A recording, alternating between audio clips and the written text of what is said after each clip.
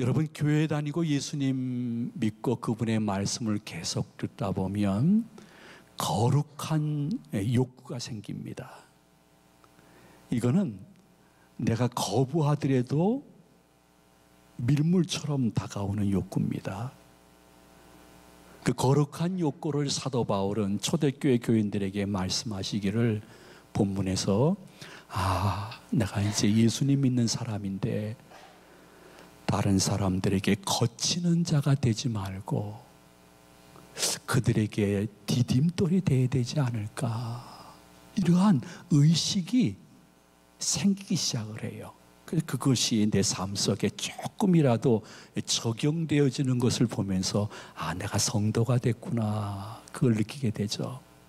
때로는 사도 바울이 말씀하시기를 내 유익만 구하는 것이 아니요 다른 사람의 유익과 다른 사람의 기쁨을 위해서 내가 조금 희생되더라도 나만이 알고 있는 마음의 기쁨이 생기는 거예요.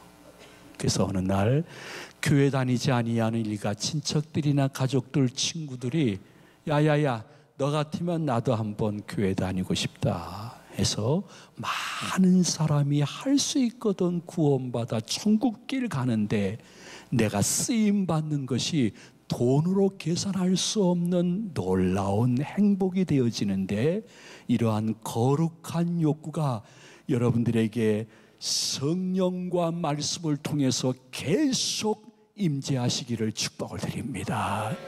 그래서 흔히 한마디로 얘기하면 예수님을 잘 믿고 그 말씀이 삶에 적용되어지면 다른 사람들에게 거침돌이 되지 않고 디딤돌이 되기 위해서 나를 희생하는 것이 자존심 상하지 않는 거예요. 마음속에 예수님이 십자가에서 죽기까지 하셨는데 주여 할 수 있는 거예요.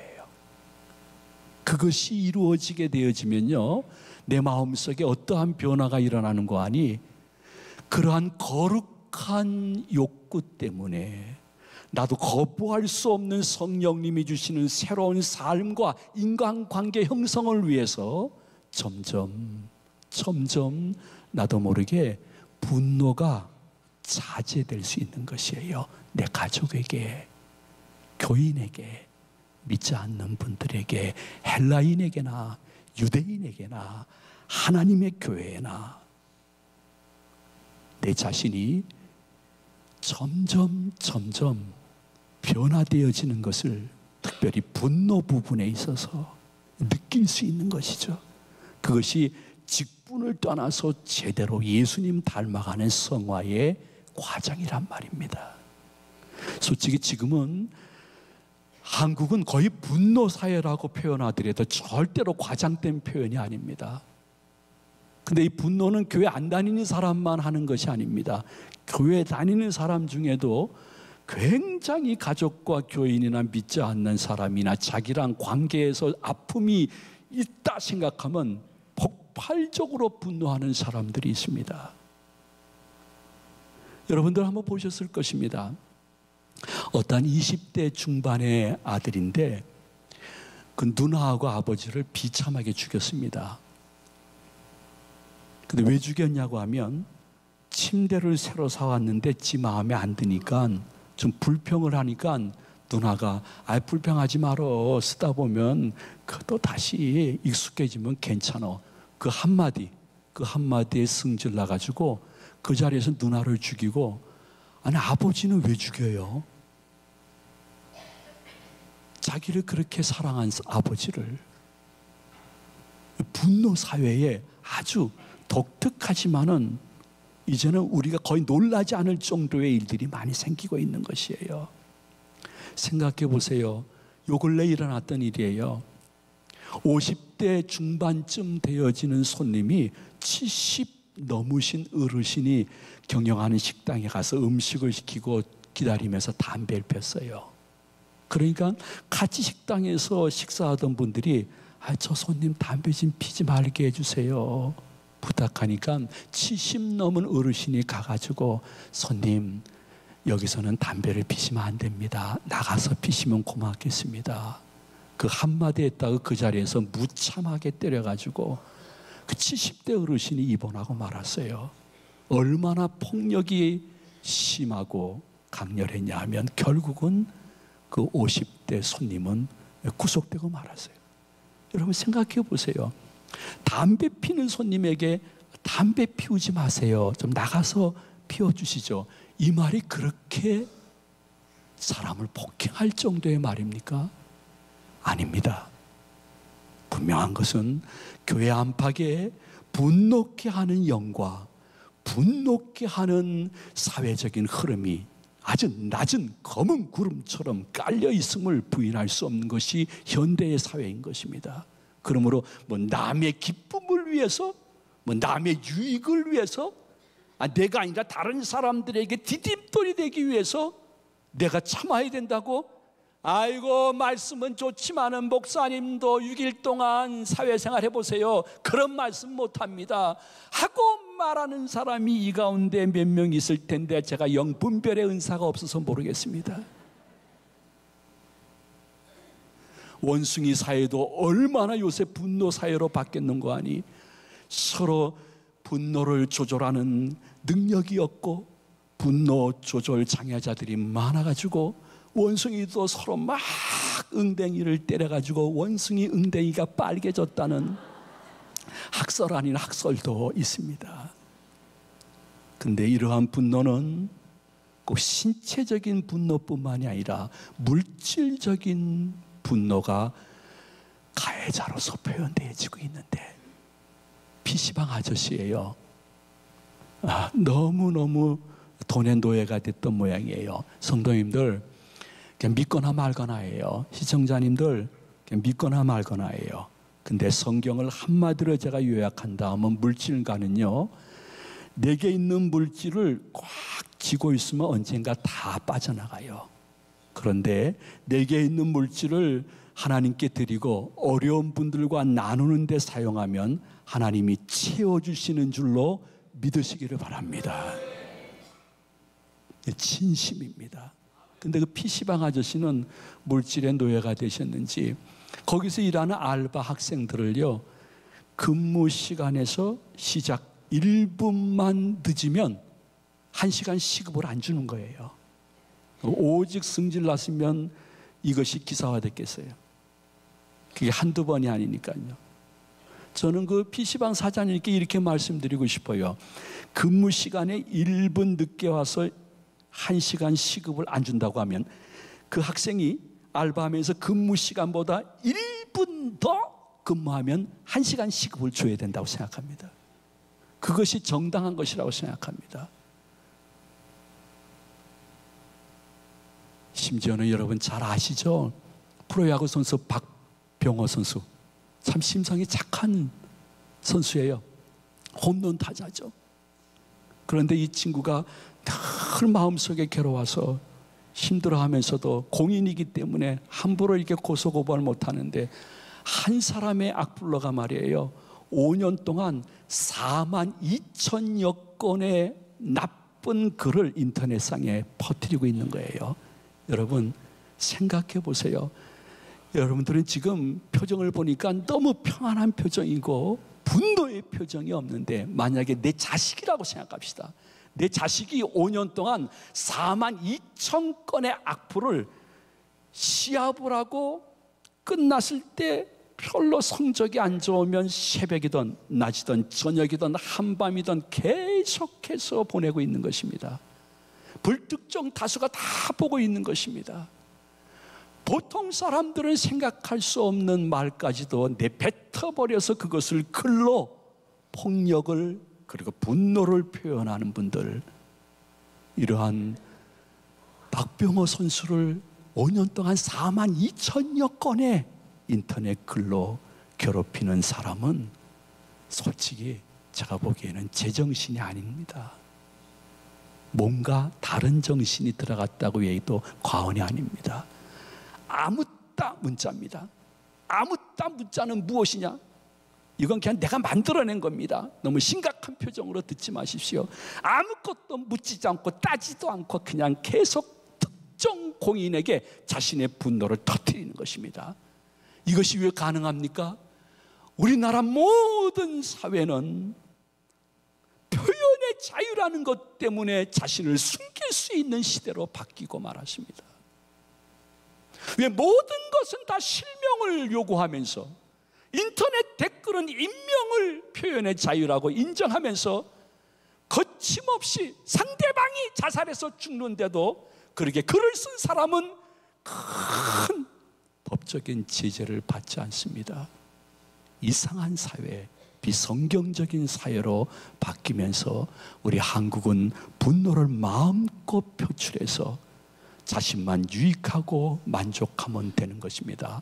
총은 빵 쏘면 한 명만 죽지만은 글과 언어는 수없는 사람이 죽어가고 있는데도 그래도 사회는 표현의 자유입니다. 그래도 교회는 그래도 저분이 목사님인데 장로님인데 권사님 집사님인데 하지만 하나님은 다 아십니다. 여러분 분노 조절 장애자 되지 마시고 성격 장애자 되지 마시고 분노를 잘 조절해서 거치는 자가 되지 말고 디딤돌이 되고 다른 사람의 기쁨과 유익도 한 번쯤 생각할 수 있는 은혜를 받기 위해서 이 말씀을 받으면서 주여 저 말씀 속에 내 삶의 지혜가 오늘 완전히 강하게 내 마음속에 들어와 삶 속에 적용될 수 있도록 사모하는 마음으로 들으시다가 은혜와 응답 받으시기를 축원해드립니다. 왜냐하면 내가 그래도 이제는 교회 다니는 사람 아닙니까? 몇 년, 몇십 년 되지 않았습니까? 내가 찬양대원으로 연주자로서 혹은 내가 1층이든지 아니면 저 중위층에 앉는 젊은이라 할지라도 내가 그래도 지금까지 변질되지 않고 변색하지 않고 아직 주님 믿고 있지 않습니까? 주님이 구원받은 것으로 만족하는 성도에 국한되지 말고 디딤돌이 아니라 거침돌이 아니라 디딤돌이 좀 되기를. 그만큼 살았으면 네 분노를 좀 조절해 가지고 다른 사람의 기쁨과 유익을 위해서 네가 좀 바뀌어 보지 않을래? 네 자존심은 내가 인정하나 자만심은 좀 버려야 될 때가 돼서 말씀하시는 주님의 음성을 듣는 것이 몇 개월 후, 몇 년 후 이 문제 때문에 가슴치며 통곡하는 일이 비껴가게 되어지는 은혜의 말씀이 될 줄로 믿으시기 바랍니다. 그러면 목사님 왜 우리 가족, 우리 교회 그 사람은 그렇게 시도 때도 없이 화를 내는지 모르겠어요. 그 무슨 방법이 없을까요? 그 땅콩 회항했던 그 항공사의 회장님과 그 따님들 사모님은 왜 그렇게 분노하는지 모르겠어요. 그건 좀 해결 방법이 없을까요? 목사님 솔직히 얘기할게요. 저는 왜 저를 이렇게 통제하지 못하고 나만 옳고 다른 사람은 다 틀려서 그렇게 쉽게 분노하면서도 내 마음속에 죄의식이 없을까요? 왜 내 정당성만 자꾸만 치오르고 내가 잘못하고 없다고 스스로 자기 최면을 걸고 있을까요? 그래서 우리 가정이 내가 섬기고 있는 교회 공동체에서 나의 위치는 무엇일까요? 다른 사람은 나를 어떠한 눈으로 볼까요? 교회 다니는 것이 무슨 성공을 위해서 다니는 것일까요? 성숙을 위해서 다니는 거예요. 저는 단언코 얘기하는데 여러분 교회 다니고 예수님 믿는 것 무슨 성공하려고 교회 다니고 예수 믿으면 안 됩니다. 성숙해야 됩니다. 그 성숙은 예수 그리스도를 닮아가는 것인 줄로 믿으시기 바랍니다. 예수님은 우리들에게 무엇을 요구하고 있을까? 여러분 분노 조절할 수 있는 비법이 있어요. 비결이 틀림없이 있어요. 많은 것 중에 제일 중요한 거 한 가지 제가 말씀드릴게요. 그게 뭔지 알아요? 내가 어떠한 환경이나 어떠한 사람과 관계적인 아픔이 있을 때 우리는 지금까지 계속해서 그 상대방을 향하여 일방적으로 판단하면서 분노했습니다. 부부지간이라 할지라도. 그런데 성경은 말하기를 신앙이라는 것은 그 누구와의 관계가 아니라 하나님과 내 사이의 1대1의 관계인 것을 코람되고 하나님 존전의식을 통해서 우리들에게 가르쳐주고 있습니다. 우리가 신앙생활하면서 그 누구를 향하여, 그 무엇을 향하여 일방적으로 내가 판단하고 분노하기보다는 관계에 아픔이 있을 때 분노했지만은 그날 저녁 조용히, 그 다음날 아침에 조용히 하나님 존전에서 나를 볼 수 있는 시간을 갖는 것이 비법인 것입니다. 내 자신을 한번 볼 수 있는 시간, 상대방을 향한 일방적인 비난과 분노 이전에 하나님 존전에서 나를 바라볼 수 있는 묵상의 시간을 갖는 것, 나를 진솔하게 바라보는 것, 나의 언행에 대해서 진술할 수 있는 것, 다른 사람에게는 엄격하고 나한테는 너무나 너그러운데 나한테 한 번쯤 엄격해 볼 수 있는 시간을 갖는 것.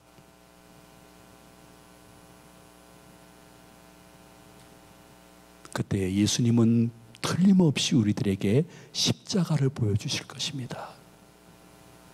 나는 십자가에서 분노하지 않고 화목을 위해서 죽기까지 순종했는데 너 그 정도 못 참니? 너한테도 원인 제공이 있잖아. 이거잖아. 너한테 있는 잘못이 이거잖아.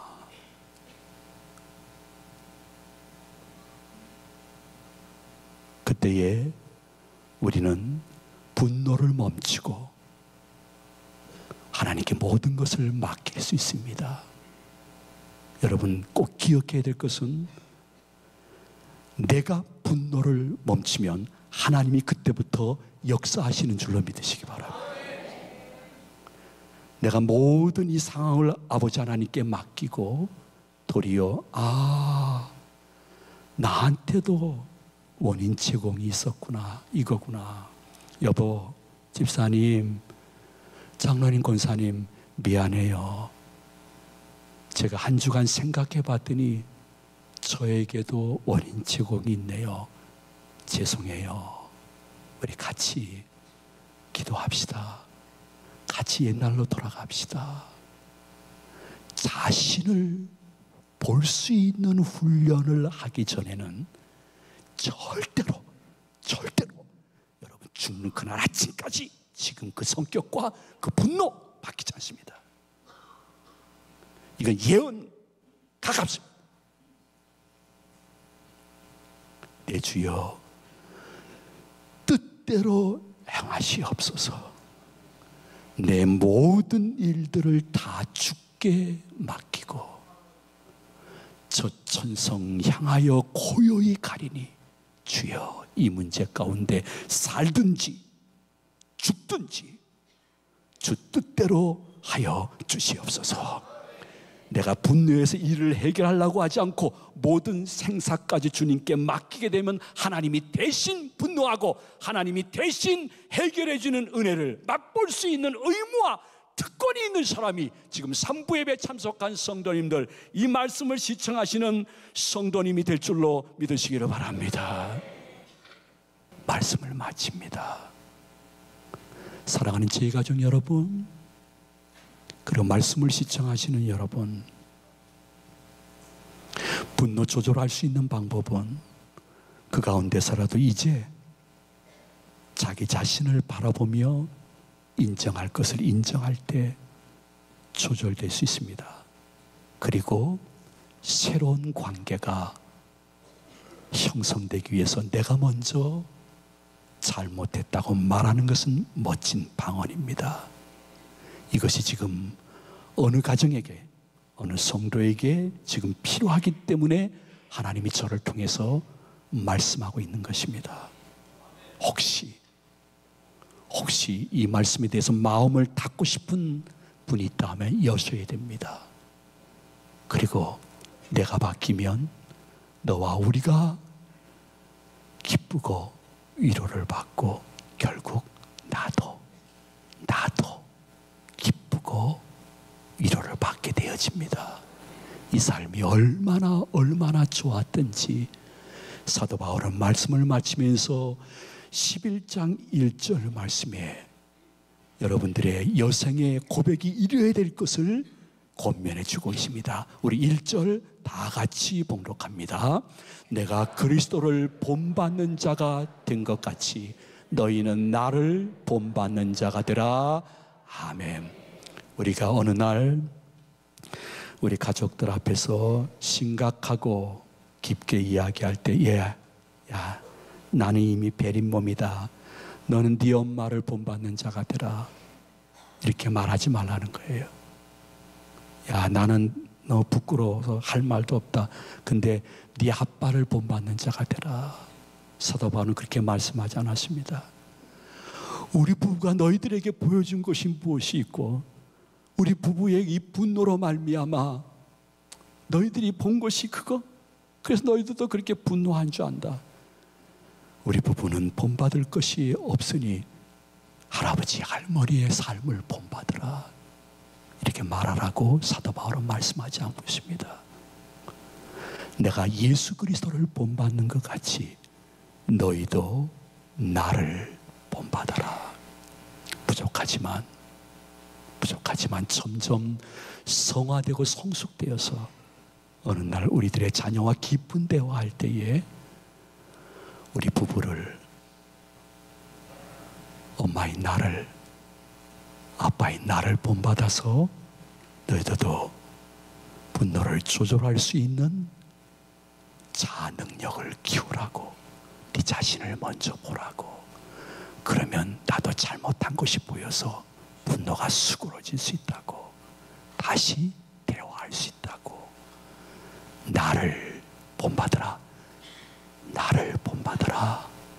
말하다가 주님이 부르실 때 홀가분하게 천국으로 들림받는 모든 성도님들 되시기를 예수님의 이름으로 축원을 드립니다.